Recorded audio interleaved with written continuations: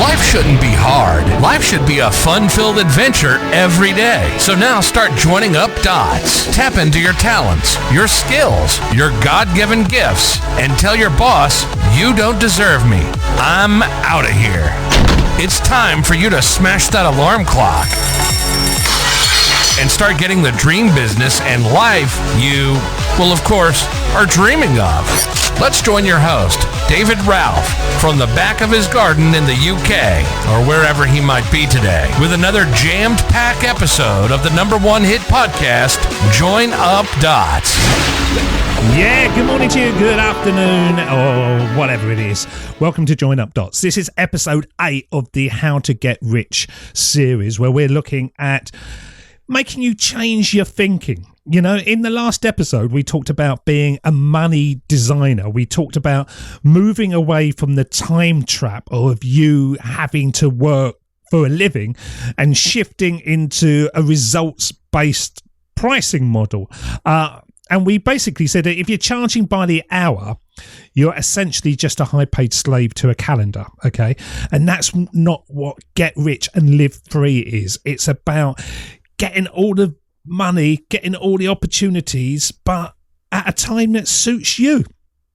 And today we're going to take another step forward to this by talking about scalability. Now, I know that everyone loves the idea of these guys that you see on Instagram that are sitting in Bali with a laptop and a coconut in one hand and a laptop, claiming they're making millions while they tan.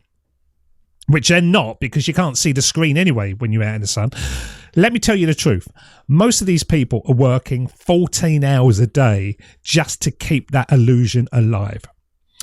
True scalability isn't about being busy on a beach. It's about building a system so robust and so detached from your physical presence that you don't have to be on Instagram telling everyone about it. It can just handle 100, or 1,000 customers without you breaking a sweat. And if your business requires you to be the man, as we were talking about, or the woman in the middle of every transaction, you don't have a business. You have a very stressful, you can't escape from it job, okay? And that's not what we want. We want you to be able to go, yeah, let's do that. In Join Up Darts, I literally turn it off and I don't have any emails or anything coming through to me. I've designed it so that I can get to a certain point and just bang and walk back 8 days, 10 days, 2 months later, and then start it again. Okay. And I don't lose the income that I'm earning while I'm doing whatever I'm doing. So let's take your idea that hopefully you've already come up with through this series and put it through the scalability test. Okay, we're going to talk about how to deal with 1,000 customers. That's going to be our benchmark while you're literally doing anything else. Let's think about a vending machine. We all use vending machines. You walk up to it, you put your money in, you press a button and a Snicker bar falls halfway out, and then you shake the machine to get it down. Now, do you think that the CEO of Mars needs to be there?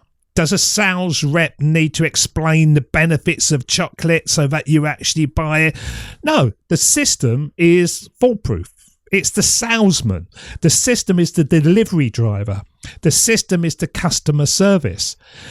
Most of you out there building your first businesses are trying to be the Snickers bar and the vending machine.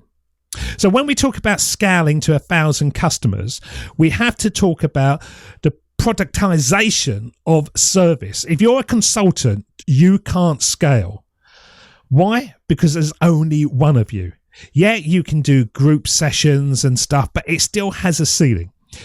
If you take consulting knowledge and turn it into a digital course, a membership site, a software tool, suddenly that unit of work is done once, but the unit of sale is infinite. That's why I write books. You write books, you publish them, you put them up there, boom, it's done. I don't have to be walking around the library saying, have you read this? It's just occurs. You have to ask yourself through the process of building your business, is my process repeatable without my brain and my energy and my body being attached to it?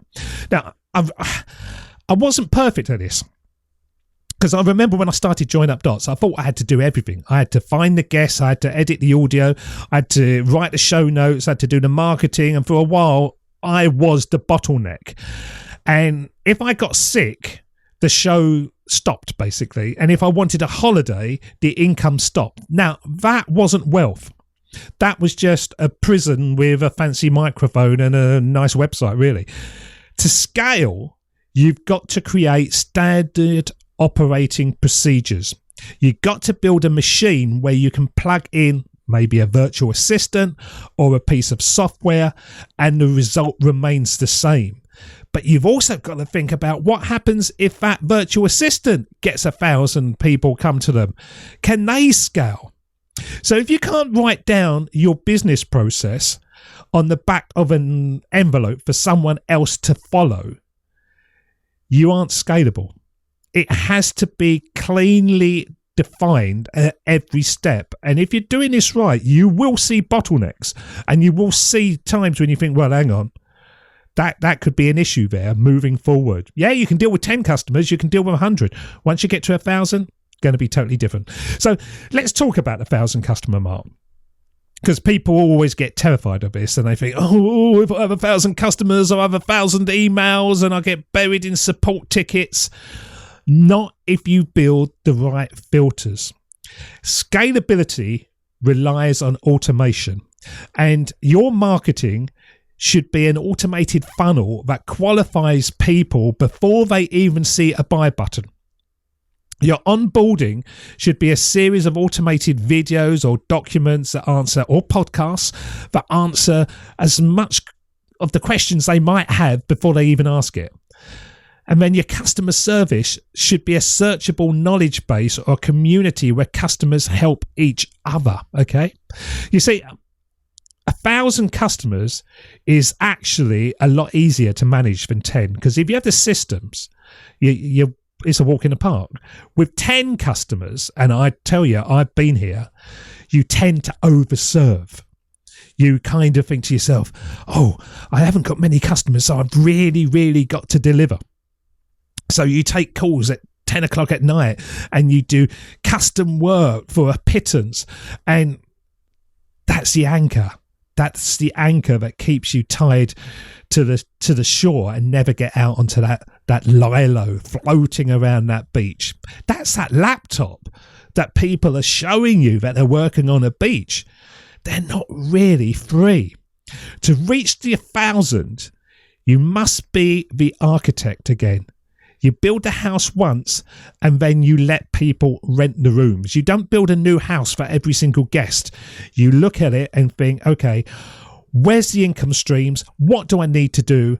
And how do I free myself from the process? The hardest part of this isn't the tech. It isn't even any part of the process, really. It's your ego. Because we kind of like to feel like we're important, especially when we're starting to build a business. And we kind of like to think that the business needs us. But if you want to be rich and free, you have to aim to be the most useless person in your company.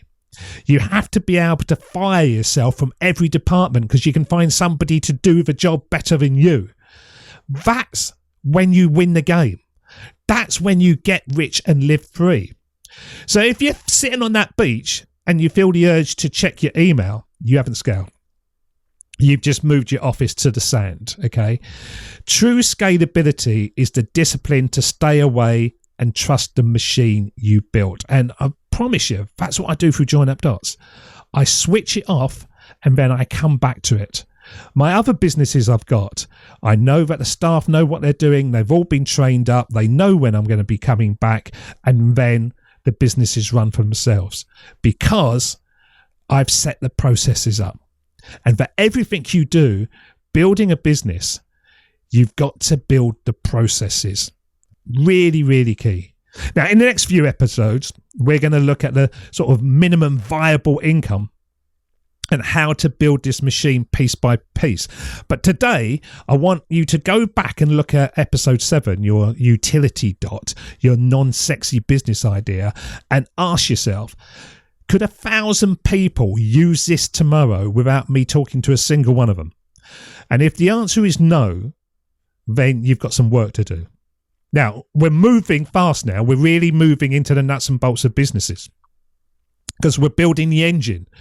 We've got the idea, we've changed your mindset, we've got the fuel, and now we're looking at the horizon. So your homework is identify the one thing in your business or your idea that only you can do. Now, we kind of did that in the last episode, but then find somebody that can do it better than you. Look at how much they would cost. Do the maths. Go over to Upwork, any of the freelance sites, and look at it and think to yourself, okay, that person looks good. You don't actually have to hire them. You only have to do the research. And then get the figures out and look at how much profit you would make if that person was doing just 10 of those customers, or that person was doing 20, or if you hired a team. Record it, automate it, or delegate it. You've got to kill the bottlenecks step by step. You've got to be the architect of the money. Okay? So keep doing this. If it's not making sense, go back up to the episode 1 and just keep on listening to them, because there will be a time you'll go, yeah, I've got that. And then you are on the way to getting rich and living free. Okay? So, as always, please, if you could spare a moment of time to subscribe to the podcast and leave a review. It only takes a second, doesn't cost you anything, but it really does make a difference. And we'll see you in the next episode. So until next time, get rich, live free, and of course, keep joining up those dots. And we'll see you again soon. Until next time, look after yourselves. Cheers. See ya. Bye-bye.